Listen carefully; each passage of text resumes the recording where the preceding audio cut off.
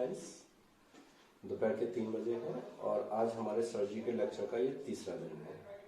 आप लोगों को कल मैंने वीडियोस भेजी थी, वो आपने वीडियो देख ही ली होगी और बहुत से तो स्टूडेंट्स के मुझे रेस्पॉन्स भी मिले हैं, तो उससे मालूम पड़ रहा है कि उन्होंने वीडियोस देखी भी है और उसे समझा भी है। अच्छा, इन वीडियोस को देखते रहना लगातार, क्योंकि मैं लगातार वीडियोस अपलोड करता रहूँगा। अगर अभी आपने इनको समझा नहीं तो धीमे धीमे क्या होगा, आप पे लोड काफ़ी बढ़ जाएगा। इसलिए अभी से इन वीडियोस को देखते रहिए और अपने नोट्स भी तैयार करते रहिए। आगे जब हमारी फेस टू फेस मीटिंग होगी, आपकी क्लास चलेगी आगे, तो उस समय इनका टेस्ट लेंगे। हालांकि 2014-15 बैच ये सोच रहा होगा कि सर की क्लास बाद में चालू होती है और टेस्ट के लिए सर बात पहले कहने लग जाते हैं, लेकिन टेस्ट देना भी आप लोगों के लिए ज़रूरी तो है ही है, ठीक है। और वैसे 14-15 बैच के 2 टॉपर हैं, डॉक्टर मोना और डॉक्टर पल्लवी। और बाकी इस बैच में हालांकि और भी हैं स्टूडेंट्स जो कि पढ़ते हैं, और बाकी इस बैच में तो मेरे को देखना है 15-16 बैच में कि किसकी परफॉर्मेंस अच्छी रहती है, ठीक है।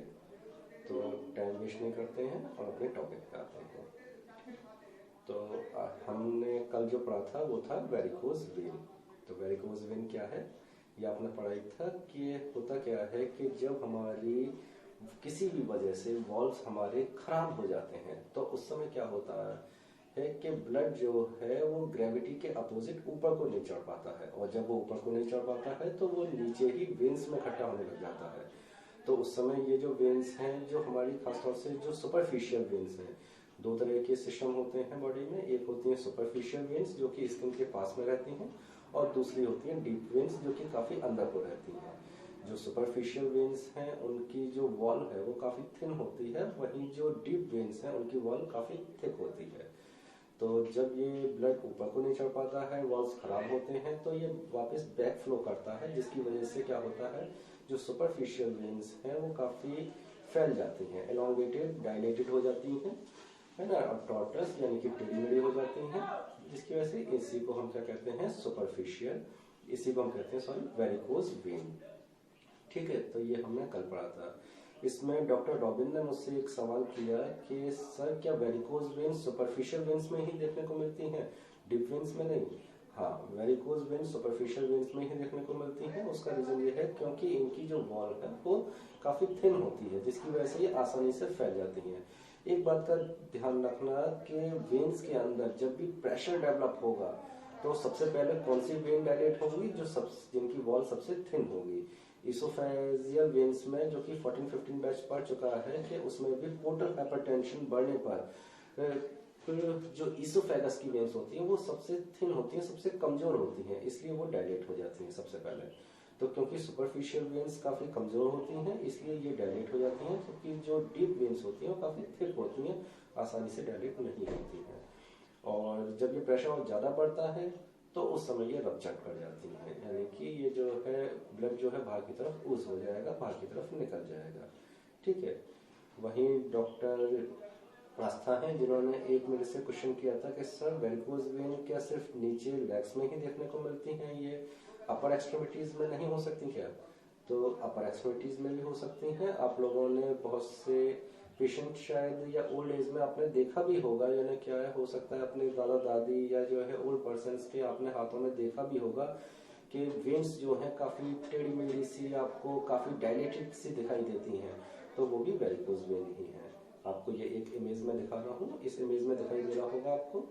तो ये अपर एक्सट्रीमिटीज में भी डेवलप वेरिकोज वेन हो सकती है, लेकिन क्योंकि जो हमारे लेग्स हैं वो एक वहां पे वेन्स को काफी प्रेशर के साथ काम करना पड़ता है, उनको जो ब्लड है उसको ग्रेविटी के अपोजिट ऊपर ले जाना पड़ रहा है, इसलिए वहां पे डेवलप होने के चांस ज्यादा होते हैं। और आपने ये कल पढ़ा भी हो था आपने कि कल हमने बताया था कि ये किन प्रोफेशंस में ज्यादा देखने को मिलती है वेरिकोज वेन, क्योंकि जिन प्रोफेशंस में ज्यादातर हमारा जो मोस्टली टाइम है जब हमारे खड़े होकर हमें बिताना पड़ता है, तो उन जिसमें कि जो है जो हमारे पैर हैं उन पर काफी प्रेशर रहता है, उनको एक ग्रेविटी के अपोजिट काम करना पड़ता है, तो उस समय इनके वेरिकोज वेन के डेवलप होने के चांस काफी ज्यादा होते हैं। जैसे कि सर्जन्स हैं या रिक्शा पुलर्स हो गए या जो है आपके एथलीट्स हो गए, तो या पुलिसमैन हो गए, गार्ड हो गए, तो यहाँ पे क्या है कि जो वेन्स हैं उनको ग्रेविटी के अपोजिट काम करना पड़ रहा है, उन पर प्रेशर ज़्यादा है, इसलिए यहाँ पर वेरिकोज वेन डेवलप होने के चांस ज़्यादा है। ठीक है। तो और एक डॉक्टर मंडल ने मेरे को एक इमेज भी भेजी थी और पूछा था मुझसे कि क्या ये वेरिकोज वेन है। हाँ, वो वेरिकोज वेन है, और देखो पढ़ने का नतीजा भी निकला कि आपने काफ़ी अच्छा डायग्नोस भी किया, तुरंत ही अपने घर में देखा और डायग्नोस भी किया कि आपको लगा कि ये तो वेरिकोज वेन लग रहा है।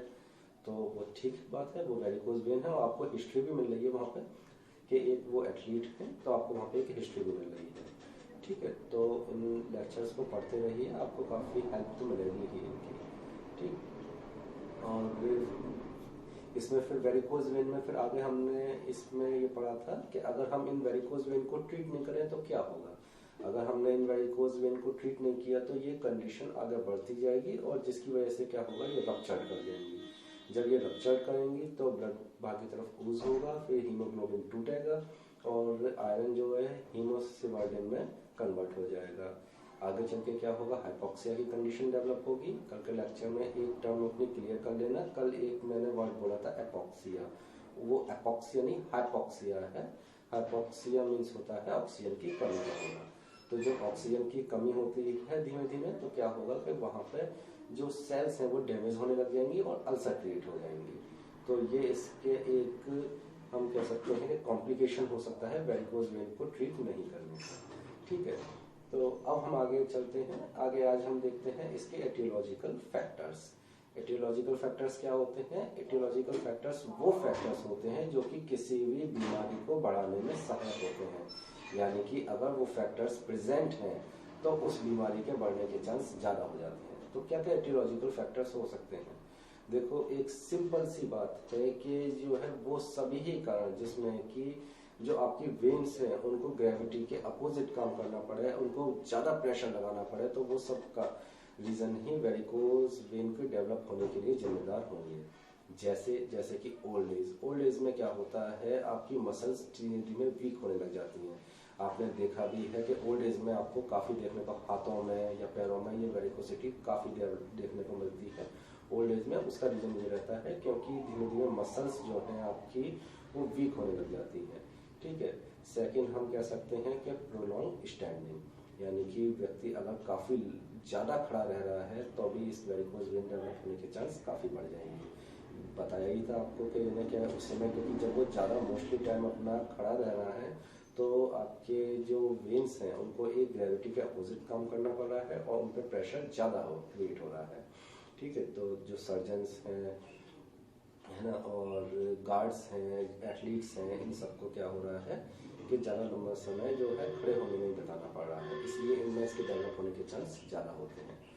दूसरा जो है कह सकते हैं लेडीज़, मैंने कल भी ये बताया था कि मेल्स के कंपैरिजन में फीमेल्स को वेरिकोज वेन के चांस होने के चांस ज़्यादा होते हैं। उसका क्या रीज़न होता है? उसका रीज़न होता है कि प्रोजेस्टेरॉन, और दूसरा रीज़न है प्रेशर।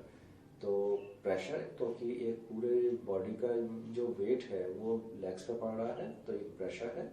और दूसरा एक प्रोजेस्टेरॉन। प्रोजेस्टेरॉन का यहाँ पे क्या मतलब है?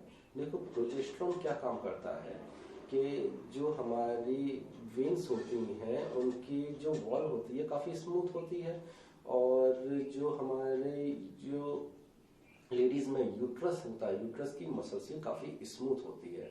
तो जिस समय प्रेगनेंसी होती है तो उस समय क्या होता है कि यूट्रस का साइज काफ़ी धीमे धीमे बड़ा होने लग जाता है, तो उसकी मसल्स फैलने लग जाती हैं।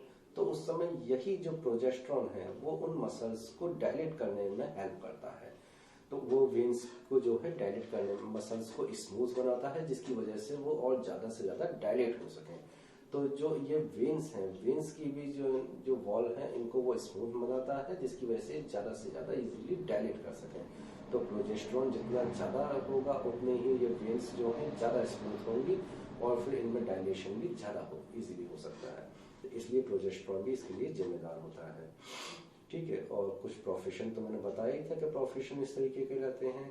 इसके अलावा अगर ये है किसी को कॉन्स्टिपेशन ज़्यादा रह रहा है, कॉन्स्टिपेशन ज़्यादा रहने पे क्या होगा कि वो स्टूल पास करने के लिए काफ़ी प्रेशर लगाएगा, और जब वो काफ़ी प्रेशर लगाएगा तो उसकी वजह से जो हीमोरॉइडल मैंने बताया था कि जो इसकी कुछ साइटें और भी होती हैं वेरिकोज वेन की, जैसे हीमोरॉयडल प्लेक्सस, तो उसमें जो हीमोरॉयडल वेन्स हैं उनके डायलेट होने के चांस बढ़ जाएंगे।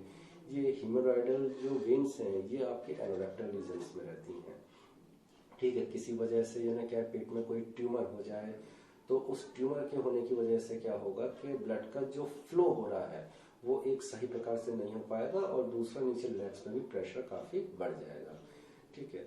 तो ये सारे जो रीजन है ये इसके लिए जिम्मेदार होते हैं।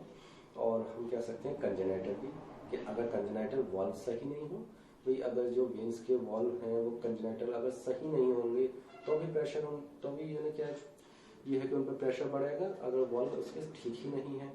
और दूसरा ये हो सकता है कि अगर कोई हो सकता है ट्रॉमा वगैरह हो, कोई चोट वगैरह लगे वेन्स पे, तो और उसकी वजह से यानी क्या वो मुलायम पड़ जाए, तो भी ये रीजन है कि वेरिकोज वेन डेवलप होने के चांस ज़्यादा होते हैं, ठीक है।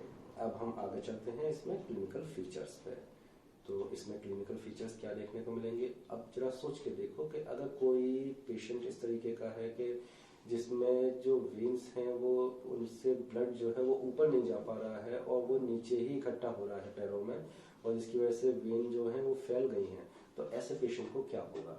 एक तो चीज़ यही है कि ऐसे पेशेंट को बहुत जल्दी थकावट महसूस होगी, वो बहुत जल्दी थक जाएगा ऐसा पेशेंट। दूसरी चीज़ क्या है कि जैसे जैसे दिन बीतेगा, क्योंकि वो दिन में हो सकता है काम करता रहे, लेकिन जैसे जैसे दिन बीतेगा वैसे वैसे उसे पैरों में एक थोड़ा सा पेन महसूस, हल्का पेन सा महसूस होगा। तीसरा उसको खुजली, ये खुजली क्यों होती है, देखो खुजली का रीजन ये है कि जब मैंने बताया था कि ये जो वेरिकोज वेन रप्चर्ड करती हैं और इनमें से जो हीमोग्लोबिन है वो ऊज करता है, बाहर को आता है, तो हीमोग्लोबिन के टूटने की वजह से, जिस समय हीमोग्लोबिन टूटता है तो उस समय उसकी वजह से एक खुजली महसूस होती है। जब उसे खुजली महसूस होगी तो वो क्या करेगा, बार बार उसे खुजाएगा, तो उसकी वजह से जो स्क्रैच पड़ जाएंगे उनकी वजह से उसे अल्सर डेवलप होने के चांस बढ़ जाएंगे, कि उसे अल्सर डेवलप होगा, ठीक है। और उसके अलावा एक इसमें इम्पोर्टेंट है पिटिंग एडिमा। एडिमा मतलब सॉरी, एडिमा मतलब पैरों में सूजन। तो उस समय क्या होगा कि भाई वेन में नीचे जो है क्या ब्लड इकट्ठा हो रहा है तो पैर तो सूज जाएंगे। तो इसमें लेकिन ये जो एडिमा होगा ये किस तरीके का होगा, पिटिंग एडिमा। जैसे इस इमेज में तुम देख पा रहे हो किस तरह के आप पिटिंग एडिमा क्या होता है कि आप जब इसे दबा रहे हो और आपने रिलीज किया तो वो हिस्सा दबा ही रह गया है ना, तो इस तरह के एडिमा को हम कहते हैं पिटिंग एडिमा, जो कि इसमें नीचे देखने को मिलेगा।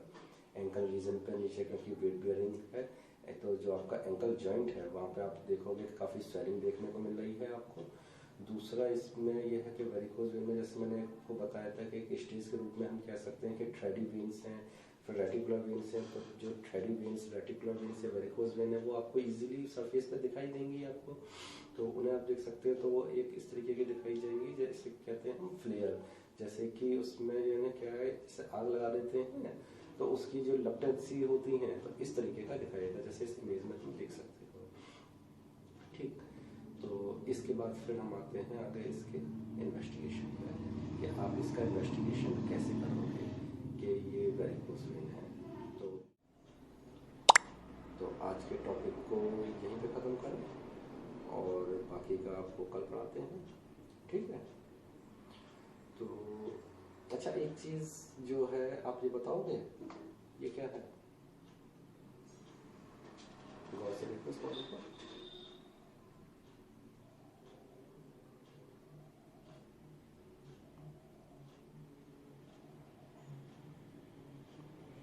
देखा तुमने कैसे, तो आप लोग बताइएगा मेरे को जो है कि अपने व्हाट्सएप ग्रुप में कि ये कौन सा पौधा है और सर्जरी में इसका क्या यूज़ है, ठीक है।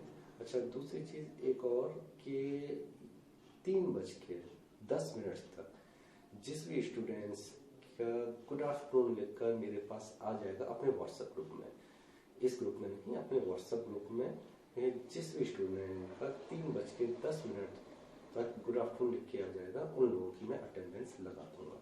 अगर उसके बाद किसी का लिख के आ रहा है तो उसकी अटेंडेंस में नहीं लगाऊंगा, ठीक है। तो इस तरीके से आपकी अटेंडेंस में मेंटेन करूंगा। तो आज के लिए इतना ही, थैंक यू।